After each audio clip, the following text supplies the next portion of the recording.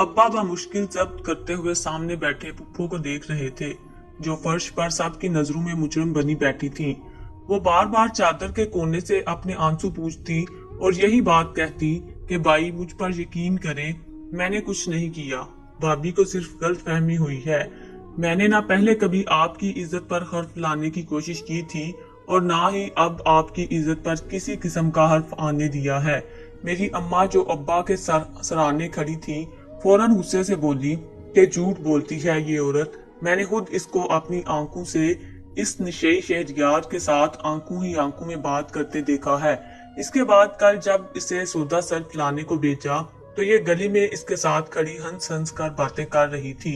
ये इल्जाम सुनकर पुप्पो फिर से रोने लगी और बोली कि भाई मैं आपकी कसम उठाकर कहती हूँ, मुझे मेरे सर पर ओढ़ी इस सफेद चादर की कसम है, मैंने कुछ भी गलत नहीं किया। मेरा किरदार साफ है। खुदारा मेरी बात पर यकीन करें, मुझ पर तोहमत ना लगाएं। अब्बा ने जब पुप्पो की आंखों में आंसू देखे तो शायद वो जरा पिघलने लगे, मगर तभी अम्मा ने ऐसी बात कही जिसे सुनने के बाद सब कुछ बदल कर रह गया था। अम्मा फौरन गुस्से से तंजिया अंदाज में बोली कि अच्छा, हम तोहमतें लगा रहे हैं। मुझे तो तुम्हारे करतूत तुम्हारे भाई और जवान भतीजे के सामने बताते हुए भी शर्म महसूस हो रही है, मगर क्या करूं, मजबूरी है। अगर तुम्हारा किसी से कोई ताल्लुक नहीं तो फिर फौजिया साहबा, तुम्हारे पेट में पल रहा बच्चा कहां से आ गया? किसी की नाजायज औलाद दिए घूम रही हो तुम। अम्मा के मुंह से ये अल्फाज सुनकर मैं तो शिशदर सा हो चुका था। मेरे अब्बा का चेहरा इस पल सुर्ख हुआ था। मैं बेयकीनी से पुप्पो को देखने लगा। अब्बा आग बगोला होकर उठे और पुप्पो की जानिब बढ़े थे। इसी पल पुप्पो रोते हुए उठी और जाकर मेरी अम्मा के मुंह पर थप्पड़ मारकर चलाते हुए बोली कि आपकी हिम्मत कैसे हुई मेरे किरदार पर इस हद तक इल्जाम लगाने की? आपने तो मेरे बच्चे को ही गाली दे दी। पुप्पो कुछ और बोलती, इससे पहले ही अब्बा सदमे से निकले और पुप्पो पर तशद्दुद शुरू कर दिया। पुप्पो रोते हुए कहने लगी कि मेरा यकीन करें भाई, ये बच्चा मेरे शोहर का है। मुझ पर तोहमत मत लगाएं, मैंने कोई गुनाह नहीं किया। मेरा दामन आज भी साफ है। मगर अब्बा तो अम्मा की बातों में आ चुके थे। मैंने अब्बा को पुप्पो से दूर हटाया और इन्हें अलग कमरे में ले गया। वो बेतहाशा गुस्से में थे। उनका बस चलता तो पुप्पो को जान से ही मार देते। अब्बा बोले कि मैं इस बद किरदार को एक लम्हा भी अपने घर में बर्दाश्त नहीं करूंगा। इसे कहो दफा हो जाए यहाँ से और दोबारा मुझे कभी अपनी शक्ल भी ना दिखाए। अम्मा तो ये सब देखकर बहुत खुश हो रही थी। शायद वो चाहती ही यही थी कि पुप्पो को रुसवा कर सकें। मैंने पुप्पो को उठाया और अपने कमरे में ले आया। वो सिसक सिसक कर रो रही थी। अब्बा ने इनको बहुत मारा था। वो दर्द से कराह रही थी। पुप्पो ने मेरे हाथ थामे और रोते हुए कहने लगी कि तुम तो वाकिफ हो ना मुझसे बेटा, तुम्हें तो मुझ पर यकीन है ना। मैंने कुछ नहीं कहा, मैं पाक दामन हूँ। मगर भाभी ने मुझ पर तोहमत लगाने से पहले एक बार भी ना सोचा। न जाने वो मुझसे इस कदर नफरत क्यों करती हैं। बहरहाल मैं जानता था कि ये भी अम्मा ने जानबूझकर ही किया है। पुप्पो की तबीयत खराब होने लगी तो मैं इन्हें लेकर अस्पताल चला आया। डॉक्टर इनका चेकअप करने लगे। जब काफी देर हो गई और मैंने डॉक्टर से पुप्पो के मतलब पूछा तो जो बात डॉक्टर ने बताई वो सुनकर मेरे होश उड़ गए। इसका कहना था कि मेरी पुप्पो तो 10 मिनट पहले ही यहाँ से जा चुकी है। मेरे तो होश ही उड़ चुके थे। मैं अस्पताल से बाहर निकला और इन्हें हर तरफ ढूंढने लगा। वो सारा दिन में भूखा प्यासा सड़कों पर भटकते हुए इन्हें ढूंढता रहा, मगर वो मुझे कहीं ना मिली। अब्बा ने इनसे जाने का कहा था और अम्मा जितना इन पर जुल्म करती थी, शायद वो इसलिए जा चुकी थी। मैं घर वापस आया तो अब्बा ने सरसरी सा मुझसे पुप्पो के बारे में पूछा। जो कुछ हुआ था मैंने इनको बताया तो अम्मा को तो जैसे मौका मिल गया, फौरन बोली कि भाग गई होगी अपने आशिक के साथ, और कहाँ जा सकती है। आखिर किसी का कोई ठिकाना हो तभी तो वो जाता है। अम्मा की बातें अब्बा के दिल में मजीद नफरत बढ़ रही थी, जबकि मैं जानता था पुप्पो पर जो जो इस घर में बीतती रही थी, वो कैसे सारी सारी रात बैठकर अपने शोहर को याद करके रोती रहती थी। मेरा दिल बेचैन था। रात के 12 बज चुके थे और न जाने मेरी पुप्पो कहाँ थी, किस हाल में थी। बेगुनाह पर लगाया गया इल्जाम तो अर्श को भी हिला कर रख देता है। तोहमत लगाने वाले को तो कोई माफी भी नहीं होती। मेरी आंखों से आंसू बहे जा रहे थे। मुझे माजी के मंजर याद आने लगे मुझे स्कूल से वापस घर आए हुए भी 5 घंटे हो चुके थे और इन 5 घंटों में एक बार भी पुप्पो को जरा सुकून से बैठने का वक्त नहीं मिला था। वो एक काम करके आती तो अम्मा इन्हें दूसरा काम करने का कह देती। यूं लगता था जैसे अम्मा को सारे काम पुप्पो के आने पर ही याद आते हैं। कई माह बाद एक दिन के लिए पुप्पो हमारे घर हमसे मिलने आई थी, मगर अम्मा ने पुप्पो के आते ही बहाना बना लिया कि वो शायद बीमार हैं। घर भी यूं ही गंदा पड़ा था। अब्बा काम पर गए तो पुप्पो पूरे घर के काम में लग गई। मैं स्कूल से वापस आया तो अम्मा के सामने लवाजमात रखे थे जो वो मजे लेकर खा रही थी, जबकि मेरी अकलौती पुप्पो तो नुकरानियों की तरह सारे घर की सफाई में लगी थी। पुप्पो बहुत मासूम थी। वो सामने वालों को पलट कर जवाब न देती, इनकी चालाकियां समझ जाती। इसके बावजूद वो कुछ भी नहीं बोलती थी। सारा दिन काम कर लेने के बाद पुप्पो थक हार कर मेरे पास आकर बैठी तो मैंने एक नजर इनके चेहरे पर डाली जहां थकावट के आसार नुमाया थे, मगर इसके बावजूद वो मुस्कुरा रही थी। मैंने इस पल इनसे बातें करना शुरू ही की थी कि पुप्पा इन्हें लेने के लिए आ गए और फिर पुप्पो यूं ही अलविदा कहते घर से चली गईं। इन्हें देखकर इस पर मुझे रोना आया था, मगर अम्मा ने तो इनसे मिलना भी गवारा नहीं किया। मेरी अम्मा को तो शुरू से ही पुप्पो अच्छी नहीं लगती थी। वो बहुत ही नेक और 5 वक्त की नमाजी थी, दरगुजर करना जानती थी, मगर अम्मा को पुप्पो का नेक और इबादत गुजार होना जैसे डोंग लगता था। वो समझती थी कि पुप्पो ये सब दिखावे के लिए करती हैं।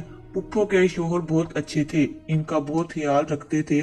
मुझे ये देखकर खुशी होती कि कम से कम पुप्पो मेके से ज्यादा ससुराल में खुशो खुर्रम जिंदगी गुजार रही हैं, मगर इनकी तो शायद किस्मत में ही खुश रहना नहीं लिखा था। इनकी शादी को अभी चंद माह ही हुए थे। इनकी जिंदगी में वीरानियां एक बार फिर छा गईं। इनकी खुशियों भरी जिंदगी को नजर लग गई। इस रोज हमारा स्कूल में आखिरी दिन था। जब मुझे स्कूल से छुट्टी हुई तो मैं अपने दोस्तों के साथ पैदल ही घर जाने लगा। आज हमारा 10वीं जमात में आखिरी दिन था और फिर कुछ दिन बाद पेपर शुरू होने वाले थे।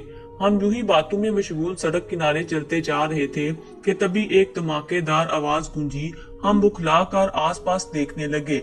सामने सड़क पर रिक्शा और कार का एक्सीडेंट हुआ था। मेरा दिल तो इस कदर तेजी से धड़क रहा था गोया बाहर ही आ गिरेगा। कार और रिक्शा वाले तड़प रहे थे, शायद वो जिंदा थे और लोगों से मदद के लिए चीखों पुकार कर रहे थे, मगर आसपास लोगों ने फौरन अपनी जेबों से मोबाइल निकाले और इनसे वीडियोस बनाना शुरू कर दी।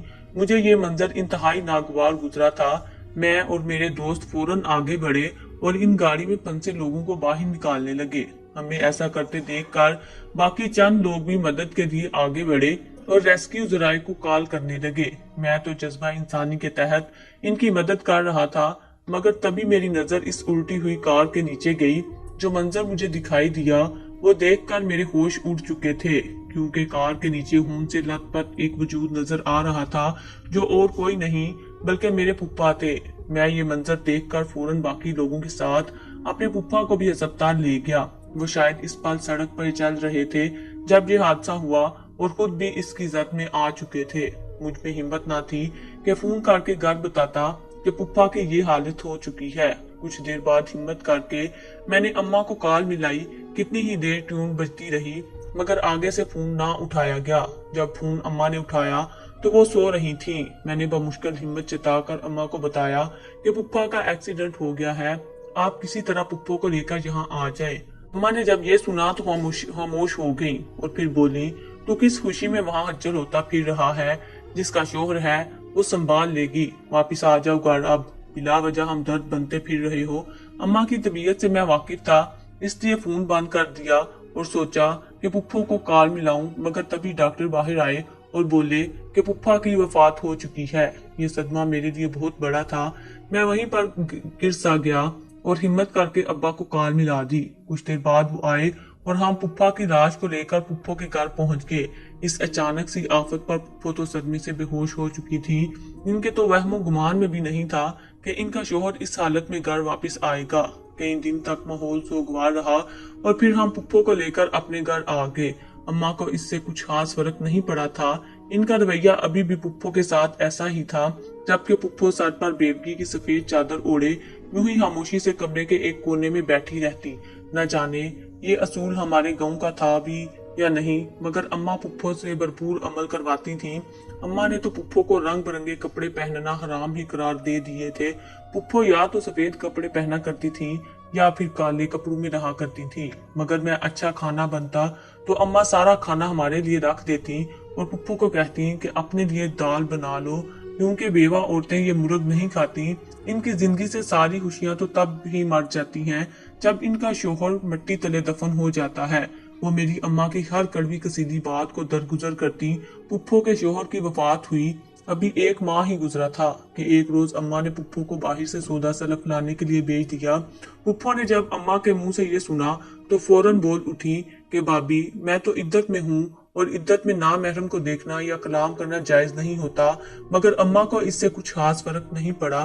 वो गुस्से से बोली कि बुर्का पहनकर चली जाओ, मगर सब्जी तुम ही लाओगी। इस रोज पुप्पो बेबसी की मूरत बने हुए बुर्का पहनकर खुद को पूरी तरह डांपे हुए बाहर सब्जी और सौदा सलफ लाने के लिए चली गई। मैं इस वक्त अपने पेपर्स की तैयारी में मसरूफ था और एकेडमी से वापस घर की जानिब वापस आ रहा था जब मुझे रास्ते में पुप्पो जाती हुई नजर आई। इनके हाथ में सौदा सलफ था। वो अपने घर की गली की जानिब बढ़ी तो इनके हाथ में पकड़ा शापर फट गया और सब्जी बाहर गिरने लगी। इसी पर गली में एक शख्स मौजूद था। जब इसने सब्जी गिरते हुए देखी तो फौरन उठाने में मदद करने लगा। यह मंजर हमारे घर की ऊपरी मंजिल से वाज़े तौर पर देखा जा सकता था, जो कि अम्मा ने देख लिया था, मगर वो इस हद तक अब्बा के सामने पेश करेंगी मैंने कभी सोचा भी ना था। मैंने जब ये मंजर देखा तो फौरन पुप्पो के पास पहुंचा और सब्जी लेकर घर आने लगा। पुप्पो का सारा दिन घर के काम काज में गुजर जाता और अम्मी की झिड़कियां खाने में गुजर जाया करता था। अम्मा पुप्पो को खुद ही कोई काम करने के लिए घर से बाहर भेजती और जब वापस आती और रास्ते में कोई मर्द मिल जाता तो अम्मा अब्बा को एक बात के साथ 4 बातें लगाकर बताया करती थी। आहिस्ता आहिस्ता पुप्पो की तबीयत खराब रहने लगी और सारा दिन वो काम करती रहती और रात को वो बुखार में तड़पती रहती। मगर अम्मा को इसके बावजूद इन पर कोई रहम ना आया और वो इनसे मुसलसल बगैर किसी रियायत के काम करवाया करती थी। एक रोज पुप्पो की तबीयत शदीद खराब थी। इन्हें घबराहट होने लगी और कह आने लगी। मैं भी इस वक्त घर में ही मौजूद था।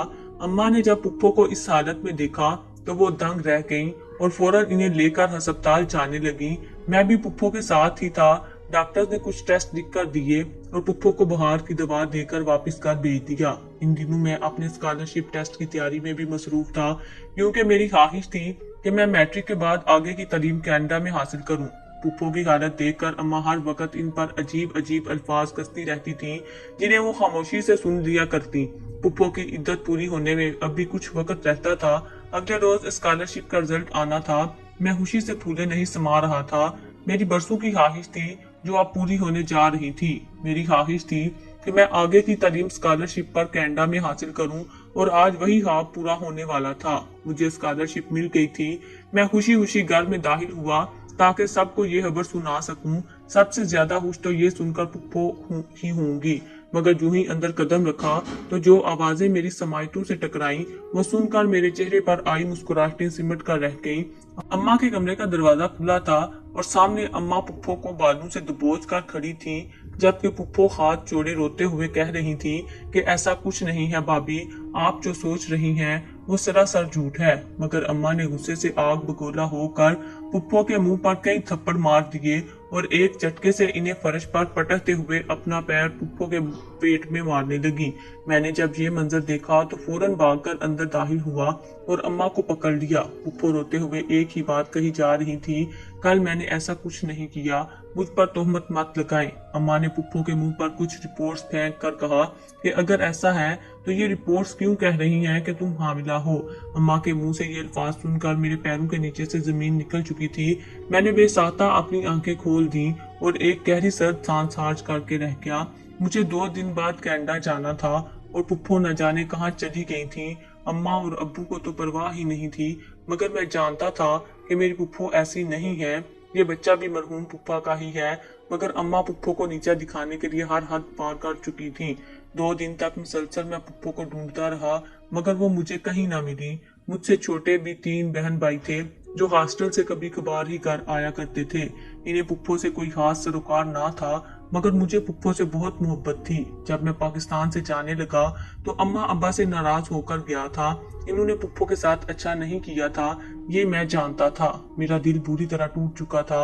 मैं कनाडा जाने की खुशी खत्म हो चुकी थी। एक आखिरी नजर मैंने इस रोज एयरपोर्ट पर दौड़ाई और फिर पाकिस्तान को खैराबाद कहकर मैं कनाडा आ गया। यहाँ आते ही मेरी पढ़ाई के मराहल शुरू हो गए। मैं स्कॉलरशिप पर यहाँ आया था, मगर इसके बावजूद अपने अखराजात उठाने के लिए मैंने वहाँ एक जॉब भी स्टार्ट कर दी। घर वालों ने मुझसे कई बार राब्ता करने की कोशिश की। शुरू में तो मैंने सबसे मुख्तसर सी बात की, मगर मैं दिल से इनसे नाराज था, जिसका जिक्र मैंने अब्बा अम्मा से भी कर दिया था। इसके बाद मैंने दोबारा किसी से कोई राब्ता ना रखा और अपनी पढ़ाई और जॉब में मसरूफ हो गया। मैंने अपना पुराना नंबर ही ऑफ कर दिया था। कितने साल यूं ही गुजर गए। मैंने पढ़ाई के साथ साथ वही एक अच्छी नौकरी करना भी शुरू कर दी थी। इसी यूनिवर्सिटी में आई एक पाकिस्तानी लड़के से शादी करके सेटल भी हो गया। वो बहुत ही मासूम और बाइखलाक थी, बिल्कुल मेरी पुप्पो की तरह। इससे बात करके मुझे अपनी पुप्पो की याद आ जाया करती थी। कम से कम मैं अपनी बीवी को अम्मा को सौंप कर इसका वही हश्र नहीं करवाना चाहता था जो इन्होंने पुप्पो का किया था। 10 साल मैंने कनाडा में गुजारे थे। ये बहुत ही तवील अरसा था। मैं 2 जुड़वा बेटों का बाप बन चुका था। एक रोज बीवी के इसरार पर मैं वापस पाकिस्तान आने पर मजबूर ही हो गया। मैंने फिलहाल बीवी बच्चों के साथ ले जाना मुनासिब ना समझा और पहले खुद ही टिकट बुक करवाई। इस रोज 10 साल बाद मैंने वापस अपनी सरजमीन पर कदम रखे थे। सब कुछ वैसे का वैसा ही था। दिल में अजीब सी बेचैनी ने सर उठाया था। मैं एयरपोर्ट से निकला और एक कार बुक करवाने लगा, मगर तब भी मुझे सड़क पर एक बेकारन भागते हुए सड़क पार करती नजर आई, जो कई गाड़ियों की जद में आने से बाल बाल बची थी। मैं जो ही गाड़ी में बैठकर घर जाने लगा तो तभी इस बेकारन ने मुझे कमीज से पकड़कर खींचा। इस बेकारन की हिम्मत देखकर मेरी त्योरी चढ़ी थी। मैंने माथे पर नागवारी लाए जब पलट कर देखा तो मेरे होश उड़ गए। सामने खड़ी औरत तो बेकारन के रूप में मेरी माँ थी, जो मुझे देख कर रोते हुए कभी मेरा माथा चूमती तो कभी मेरा हाथ मैला कुचैला, वजूद फटे हुए कपड़े और हाथों में कशकोल। मुझे दचका सा लगा था। अम्मा को इस हालत में देखकर मैंने इसकी वजह पूछी तो वो कहने लगी, तुम्हारे जाने के बाद एक रोज मैं अपनी बहन को तुम्हारी पुप्पो की असलियत बता रही थी कि मैंने जानबूझकर इस पर इल्जाम लगाकर इसे घर से निकाला था। ये बात तुम्हारे अब्बा ने सुन ली और फिर मुझे धक्के मारकर घर से निकाल दिया। वो पिछले 8 साल से सड़कों पर भीख मांग रही थी। मैं इन्हें लेकर घर गया तो अब्बा घर में बिस्तर पर लेटे उखड़ी उखड़ी सांसें ले रहे थे। मुझे देखकर रोने लगे और गिले शिकवे करने लगे। इन्हें पछतावा था, आखिर बहन पर तोहमत लगाई थी और आज जूं अंजाम भी भुगत रहे थे। कैंसर के मरीज थे, चंद दिन के मेहमान बचे थे। अम्मा को देखकर इन्हें गुस्सा सा आ गया था, मगर अब क्या हो सकता था। जो बोया था वो तो काटना था।